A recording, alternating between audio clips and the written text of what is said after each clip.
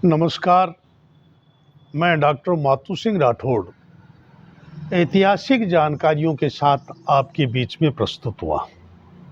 मित्रों, हमने पूर्व में ददरेवा के राणा गोगदेव चौहान के संबंध में जानकारी के लिए प्रस्तावना भाग जो है वो साझा किया था। वह इस भाग में राणा गोगदेव चौहान के जन्म और गुरु गोरखनाथ का सांसारिक जीवन के संबंध में हम चर्चा करेंगे। बहुत सा साहित्य राणा गोगदेव चौहान के संबंध में है, लेकिन लोक कथाओं पर आधारित है। आप सब जानते हैं कि लोक कथाएं चलते चलते कहीं भ्रमित दिशा की तरफ हो जाती हैं। इसलिए मैंने विगत 5 वर्षों से इस विषय के ऊपर एक शोध कार्य किया है, शोध पुस्तक तैयार की है, और उसी का परिणाम है कि हम आज सही तथ्यों के रूप में हम तथ्य प्रस्तुत करने में सक्षम हुए हैं। मरु प्रदेश राजस्थान एक विस्तृत क्षेत्र में फैला हुआ भूभाग है। यहाँ पर चौहानों की 24 शाखाएं और उपशाखाओं का वर्णन हमें इतिहास के पृष्ठों में मिलता है। मित्रों, इसी शाखा में काफी शाखाएं महापुरुषों के नाम के अतिरिक्त स्थान के नाम से भी प्रतिष्ठित है। सपादलक्षीय शाखा सांभर क्षेत्र के वजह से उस नाम के कारण इसका प्रचार प्रसार हुआ और इन्हें इस शाखा के राजाओं को सपादलक्षीय नरपति के नाम से जाना जाता था। ये शाखा का प्रथम जो पुरुष है वो वासुदेव बताया जाता है। ये सर्वमान्य इतिहास की बात है, ये मैं कहीं से उठाए हुए तथ्य को नहीं कह रहा हूं।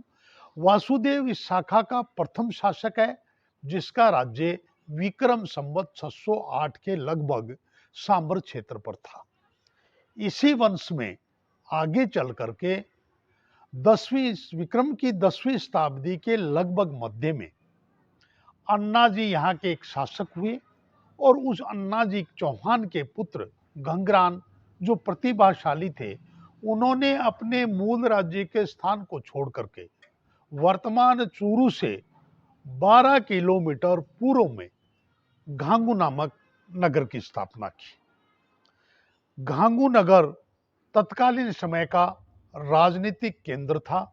इसी घांगू नगर के शासक घंग्रान के 2 रानियां थी। पहली रानी से 3 पुत्र उत्पन्न हुए, हर्ष, हरकर्ण और जीर्ण। हम सब जानते हैं हर्ष भैरू और जीर्ण माता लोक देवता के रूप में सर्वपूज्य हैं। दूसरी रानी जो लोक कथाओं में अप्सरा के नाम से प्रसिद्ध है, के 3 पुत्र हुए। इन 3 पुत्रों में कन्हराज, चंदराज और इंद्रराज। बड़ा पुत्र कन्हराज पिता घंग्रान का उत्तराधिकारी हुआ।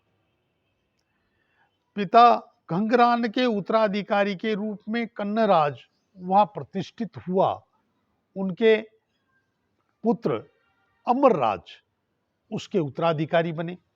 अमरराज बहुत महत्वाकांक्षी और वीर योद्धा थे। उन्होंने घांगू से 50 किलोमीटर उत्तर पूर्व में बढ़ करके ददरेवा नामक स्थान पर एक महत्वपूर्ण कस्बे पर अधिकार कर लिया और उस विजय को स्थायी रखने के लिए अम्रपाल ने अपने पुत्र जीवराज को वहां का शासक बना दिया। राणा जीवराज लोक कथाओं में राणा जेवर के नाम से प्रतिष्ठित है। राणा जेवर बहुत ही लोकप्रिय शासक हुए, न्यायप्रिय शासक हुए, वहां की व्यवस्था को संभाला और इस प्रकार के न्यायप्रिय और उपजाऊ भूमि के स्वामी, और वहां पानी के लिए वर्ष भर एक तालाब था जिसे स्थानीय भाषा में ढाब कहा जाता है, जो वर्तमान में भी अस्तित्व में है।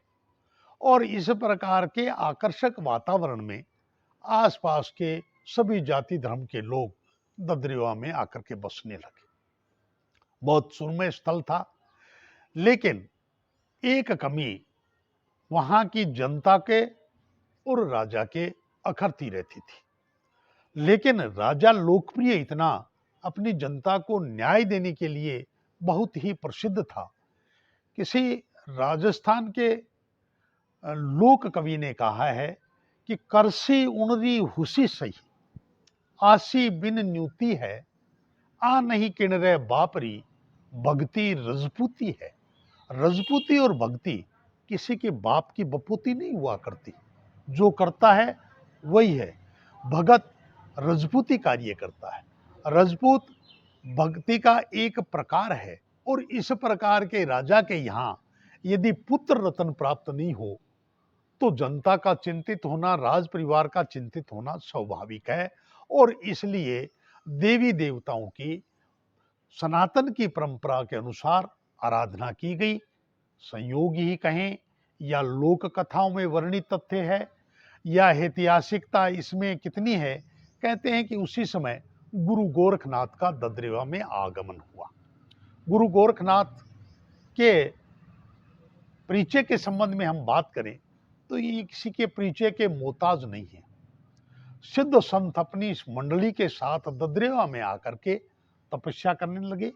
गुरु गोरखनाथ तत्कालीन समय के स्वाभिमानी राष्ट्रवादी संत थे, चमत्कारी संत थे, और घूम घूम करके सभी राज्यों के राजाओं, महाराजाओं और राजकुमारों को सानिध्य प्रदान करते थे। और उनका एक ही लक्ष्य था कि यवन कभी भी यहाँ आक्रमण कर सकते हैं, इसलिए अपने आप को शक्तिशाली बनाओ। एक साधक, एक तपस्वी और इस प्रकार की बात कहे तो निश्चित रूप से लोग उस बात को वजनदार मानते थे। और इस प्रकार के प्रचार प्रसार के साथ करते हुए ददरेवा में लोक कथाओं के अनुसार 12 वर्ष तक ठहरे और वहां तपस्या की। धूणा है वहां पर गुरु गोरखनाथ का धूणा, जिस पर अग्नि प्रज्वलित करके साधक पास में बैठता है। वह धूणा अब भी उपलब्ध है और वहां अग्नि प्रज्वलित है। यानी मित्रों, लगभग 1100 वर्ष से उस तपोस्थल के ऊपर आज भी अग्नि प्रज्वलित है। आस्था है लोगों की, लाखों की संख्या में वहां भक्तजन आते हैं। गगनचुंबी मंदिर है, चारों तरफ बहुत सुंदर परिदृश्य है इस धाम का। वहां गोरखनाथ जी ने तपस्या की। जब उनकी तपस्या पूर्ण हुई, उस समय और उससे पूर्व राज परिवार उन्हें सुविधाएं देने के लिए, स्वागत करने के लिए हमेशा प्रयासरत रहते थे। जब तपस्या पूर्ण हुई तो जनता ने और राजा जेवर और रानी बाछल ने महाराज जी से एक मनोकामना अपनी अर्ज की कि हमारे कोई संतान नहीं है, राज्य अच्छा है लेकिन उत्तराधिकारी भी हो। सिद्ध संत, चमत्कारी संत, यूं कहें कि चमत्कार के क्षेत्र में गुरु गोरखनाथ का तत्कालीन समय में कोई जवाब नहीं था। सिद्ध संत ने बड़े मनोयोग से आशीर्वाद दिया, आपके यश सभी पुत्र होगा। और ये उनका आशीर्वाद, उनके है वो आशीर्वाद का परिणाम स्वरूप कहें, सनातन परंपरा की आस्था के स्वरूप कहें, विक्रम की 11वीं शताब्दी के तीसरे दशक में राणा गोगदेव चौहान का जन्म निर्धारित होता है। राजनीतिक घटना चक्रों के हिसाब से तीसरा दशक हम प्रमाणित करते हैं। राजाओं के राज्यकाल के हिसाब से हम विक्रम की 11वीं शताब्दी, ध्यान रहे विक्रम की 11वीं शताब्दी का जो है तीसरा दशक प्रमाणित होता है। और आशलपुर की गोगा पोता बही के अनुसार यह समय 1031 लिखा हुआ है। इसका मतलब दोनों साम्यता है। और राणा गोगदेव चौहान के जन्म के साथ ही चारों तरफ हर्षित आनंदित जनता ने उत्सव मनाया। वहाँ अच्छी वर्षा हुई और पूरा घास गायों के लिए, और गोगा चौहान अपने आसपास के राज्यों में एक सुंदर राजकुमार के रूप में प्रतिष्ठित हुए। एक वीर राजकुमार के रूप में उनकी प्रतिष्ठा हुई, एक गोपालक राजकुमार के रूप में प्रतिष्ठा हुई, और उनके यहाँ गायों की संख्या बढ़ी, और धामण घास चरने के लिए इतना प्रचुर मात्रा में था कि उनके चौहानों के गायों के अतिरिक्त दूर दूर से देवी शक्तियां, देवताओं और अन्य राज्यों का पशुधन भी ददरीवा क्षेत्र में आता था। एक लोकगीत की एक पंक्ति साझा करने का प्रयास करूंगा।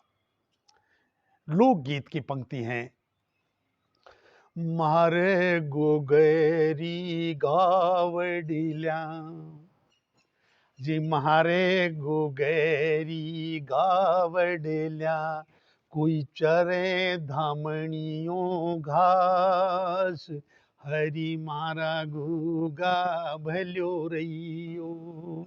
धामण घास की इतनी प्रचुरता, गायें स्वच्छंद होकर के घूमती, चरती, और इस राज्य की प्रतिष्ठा बढ़ने लगी। राजकुमार गोगा युवावस्था की तरफ बढ़ा, और युवा राजकुमार की प्रतिष्ठा चारों तरफ बढ़ने लगी। अब अगले एपिसोड में, अगले भाग में हम जो है गोगा के विवाह के संबंध में, बहुत ही रोचक पॉइंट है, बहुत ही रोचक कथा है गोगा जी के विवाह। इस भाग में हम ऐतिहासिक तथ्यों के आधार पर गोगा के जन्म के संबंध में बात की है, और ये सब बातें इतिहास के प्रमाणित तथ्यों के ऊपर आधारित है। अगले भाग में हम गोगा जी के विवाह के संबंध में जानकारी प्राप्त करेंगे। गोगा जी के विवाह के संबंध में लोक कथाओं में अनेक चर्चाएं हैं, बड़ी रोचक लोक कथा है। लोग रात रात भर जागरण में बैठे सुनते रहते हैं, बड़े प्रसन्न चित्त होते हैं।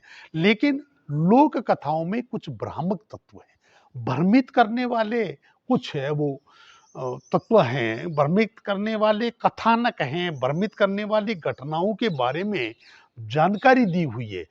मैंने 5 वर्ष के शोध से उन भ्रामक तत्वों को, उन तथ्यों को निकाल करके और सही इतिहास की जानकारी के लिए तथ्य एकत्रित किए हैं। उनके संबंध में हम अगले भाग में करेंगे, और आप इसे सब्सक्राइब करें, लाइक करें, और हम सब इस भाग को और आगे इस श्रृंखला को बढ़ाते रहेंगे। इसी के साथ धन्यवाद।